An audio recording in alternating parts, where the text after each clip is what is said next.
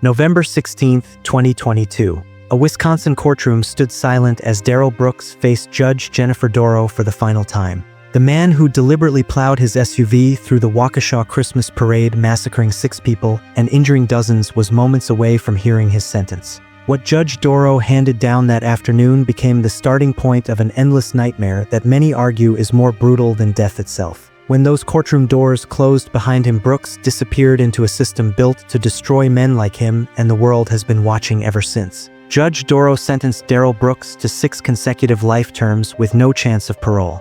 Then she stacked on an additional 762 years. Yes, you heard that correctly. 762 more years on top of 6 life sentences. This court is imposing a life sentence without the possibility or eligibility for extended supervision consecutive to one another. Brooks would have to be reborn several times over just to complete a fraction of what he was given.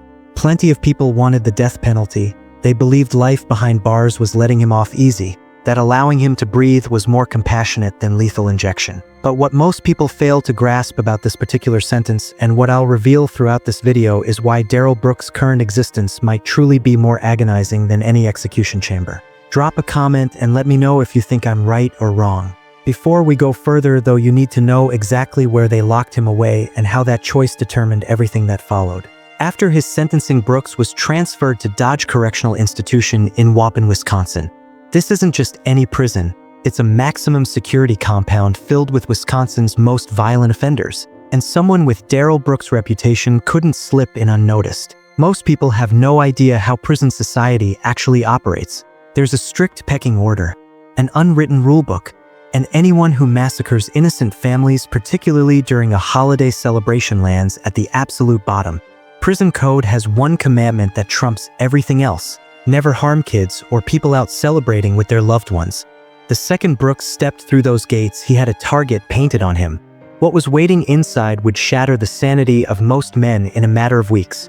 Let me describe what Darrell Brooks wakes up to every morning. His cell measures about 6 feet by 9 feet, which is actually smaller than the average bathroom in your house. Concrete surrounds him on all sides. His bed is just a flimsy mattress laying on cold metal. A steel toilet and sink are bolted to the wall. Zero privacy, zero comfort. This cramped space is literally his universe. Brooks spends 23 hours locked in this cage every day. Just let that sink in. 23 full hours. His only break is a single hour of rec time, and even during that hour, he's isolated in yet another enclosed area. No other inmates around during exercise, no real conversations, no genuine human connection except the corrections officers doing their rounds. They call this administrative segregation. Most people know it as solitary confinement, and research proves that prolonged isolation like this absolutely destroys the human psyche. Inmates start seeing things that aren't there. They lose all sense of what day or time it is. Their ability to think rationally crumbles. Severe depression and crippling anxiety take over. Prisoners stuck in long-term isolation report feeling like their sanity is slipping away. They catch themselves talking to walls, walking in endless circles, fighting off panic attacks that come out of nowhere. This is Darrell Brooks' daily reality right now. He's already been trapped like this for years, and he's looking at many more decades ahead. That concrete box is methodically breaking down his mental state, and no amount of therapy can truly reverse the damage caused by this degree of isolation.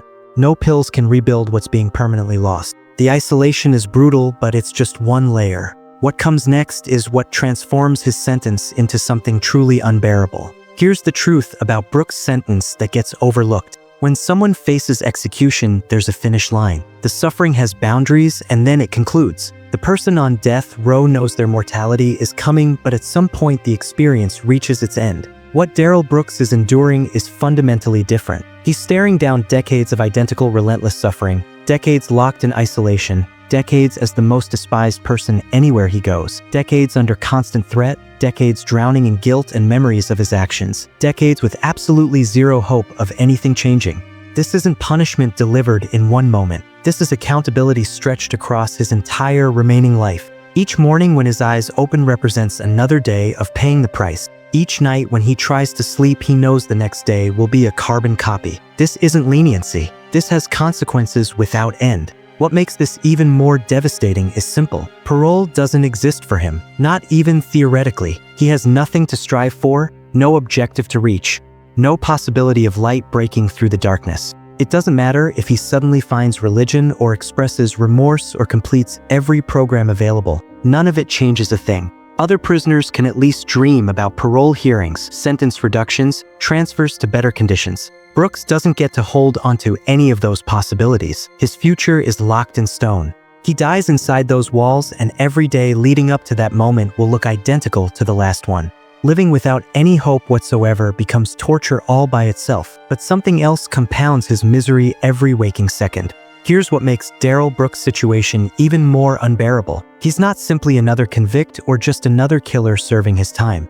He's Darrell Brooks, the man who weaponized his vehicle against a holiday parade, who murdered an innocent child and beloved grandmothers, whose crimes shocked the entire nation. Every correctional officer recognizes his face. Every single inmate housed in that facility knows his story. His trial was absolutely unprecedented. He insisted on representing himself, got ejected from court repeatedly for his behavior, disrespected grieving families, transformed serious proceedings into chaos. Millions watched his courtroom disaster unfold online. There's no blending into the background for him, no possibility of becoming anonymous. In a world where your reputation defines everything, this places him at rock bottom. Killers who target holiday gatherings are viewed as subhuman by the inmate population. Darrell Brooks murdered people who were simply celebrating Christmas together, children and grandparents enjoying a parade. Prison mail arrives for him regularly, but it's nothing positive. Hundreds of letters pour in packed with pure hatred. Writers from every corner of the globe take time to explain exactly what they think of him, spelling out what they hope will happen to him, forcing him to remember his victims over and over. Each letter reinforces that society hasn't moved on, that forgiveness will never come, that his name is permanently linked to pure evil. While people outside could theoretically tune out the hatred, Brooks is trapped with nowhere to run. He sits in that cell absorbing it all day after day, month after month, year after year for however long he survives. His notorious reputation inside creates another massive problem. Protection custody doesn't mean the danger disappears. According to prison sources, Brooks regularly receives serious threats from fellow inmates. Officials have intercepted letters describing in graphic detail exactly what certain prisoners plan to do if they ever reach him. History shows that inmates in protective custody still get attacked. Guards sometimes turn away at convenient moments, transfers create opportunities, security protocols fail. Brooks understands that countless inmates would murder him instantly if given half a chance, and they'd be treated like heroes afterward by the prison population. Taking out someone like Brooks earns you credibility and respect. You become legendary in the warped moral universe behind bars. Imagine living with that reality constantly. Any sound of footsteps might be someone hunting you. Strange noises could mean danger is coming. Every single interaction might be your final safe moment. The mental damage from perpetual fear is something regular people can't begin to comprehend. This explains why his segregation serves dual purposes. It's both punishment and protection. Releasing Brooks into the general population would almost certainly get him killed within hours, maybe even minutes. His isolation is therefore permanent by necessity. While Brooks lives in terror inside those walls, outside there are families living with permanent wounds that never heal. November 21, 2021. Brooks drove his red SUV deliberately through the Waukesha Christmas parade route. 8-year-old Jackson Sparks died. Virginia Sorensen died. Leanna Owen died. Tamara Duran died. Jane Coolidge died. Wilhelm Hospel died. More than 60 others suffered injuries, including numerous children. These victims' families carry their grief every single day. Parents buried children. Kids lost grandparents. An entire community had its sense of safety shattered. Darrell Brooks is fully aware of this. He knows that while he sits trapped in concrete, the loved ones of his victims continue suffering. He stole their futures, erased their lives, destroyed what made a community feel safe. That burden never gets lighter. Nothing he does can reverse his actions. The dead stay dead. Apologies mean nothing. His only option is existing with the knowledge that he obliterated multiple families and traumatized an entire town forever. His behavior during trial revealed exactly how much remorse he truly felt. Brooks made the choice to be his own attorney. What unfolded became one of the strangest and most disturbing trials anyone had witnessed. Court officers removed him from the room multiple times because he wouldn't stop disrupting. He disputed his own name, insisting he wasn't actually Darrell Brooks. He filed nonsense objections constantly. He treated Judge Doro and grieving families with open contempt. When victims' families delivered their impact statements, Brooks barely reacted. Observers noted he seemed defiant. Some said he looked like he was enjoying being the center of attention. Genuine accountability never appeared. Real remorse was nowhere to be found. Now he sits alone in that cell. The memories stay with him regardless of whether he dwells on them or pushes them away. Unlike death row inmates who eventually face execution, Brooks will be haunted by what he did for potentially another 50 or 60 years, which raises an important question. Does he actually regret his actions, or is everything an act? Does genuine remorse exist inside Darrell Brooks? People constantly argue about this. At sentencing, he gave a statement. He claimed to be feeling terrible about everything. He insisted hurting people was never his intention. His actual behavior tells a completely different story, though. He drove through that parade route for multiple blocks. Dozens of opportunities to stop passed by. Eyewitnesses reported he seemed to be swerving deliberately to strike more people. Accidents don't look like that. This was clearly intentional. Many observers question if any remorse he displays is authentic or just self-pity. Does he regret his crimes or only regret getting caught? Is he mourning his victims or mourning his own ruined life and lost freedom? Nobody can truly know what thoughts run through his mind. But authentic remorse or not, his circumstances stay the same. The prison keeps him. Consequences continue piling up. Nothing he claims to feel will resurrect the people he killed. Another element of his imprisonment makes everything even more crushing. Brooks is currently in his late 30s. Average life expectancy means potentially another 40 to 50 years locked up. 4 to 5 decades of everything I've been describing. 4 to 5 decades in that 6x9 concrete box. 4 to 5 decades of isolation and constant fear and soul-crushing emptiness. Most long-term prisoners get something to work toward even without freedom. Classes to attend, degrees to earn, rehab programs to join, prison jobs to work. These create structure and purpose. They generate a feeling of progress despite the circumstances. Brooks has access to exactly none of this. Administrative segregation cuts him off from everything. No classes, no work, no interaction with other inmates. His days are just empty, meaningless voids. Guards report increasingly erratic behavior from him. Conversations with himself.